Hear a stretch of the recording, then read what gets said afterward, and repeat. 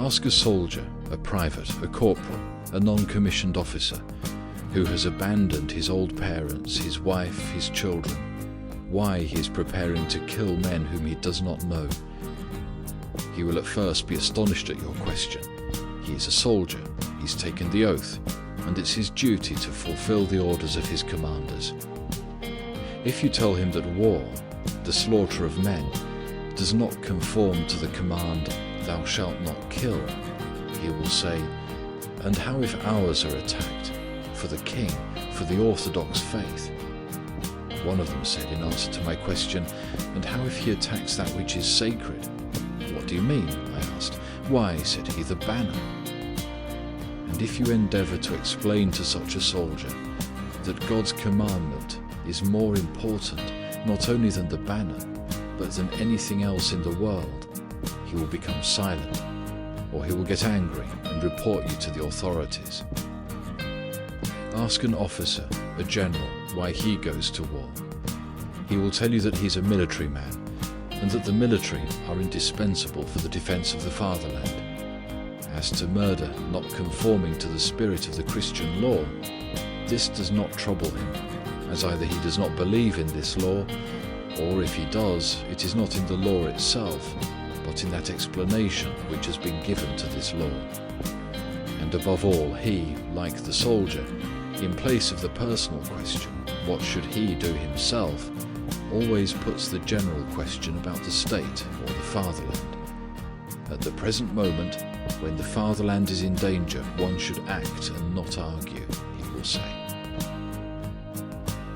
Ask the diplomats, who by their deceits prepare wars, why they do it. They will tell you that the object of their activity is the establishment of peace between nations, and that this object is attained not by ideal, unrealizable theories, but by diplomatic action and readiness for war. And just as the military, instead of the question concerning one's own action, place the general question, so also diplomatists will speak about the interests of Russia, about the unscrupulousness of other powers, about the balance of power in Europe, but not about their own position and its activities. Ask the journalists why, by their writings, they incite men to war. They will say that wars in general are necessary and useful, especially the present war. And they will confirm this opinion of theirs by misty, patriotic phrases.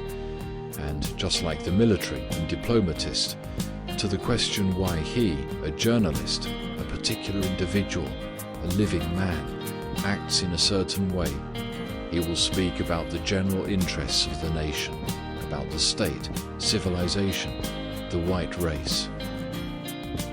In the same way, all those who prepare war will explain their participation in that work. They will perhaps agree that it would be desirable to abolish war, but at present that is impossible. At present, they as Russians and as men who occupy certain positions, such as heads of the nobility, representatives of local self-government, doctors, workers of the Red Cross, are called upon to act and not to argue. There is no time to argue and to think of oneself, they will say, when there is a great common work to be done. The same will be said by the Tsar, seemingly responsible for the whole thing. He, like the soldier, will be astonished at the question whether war is now necessary. He does not now even admit the idea that the war might yet be arrested.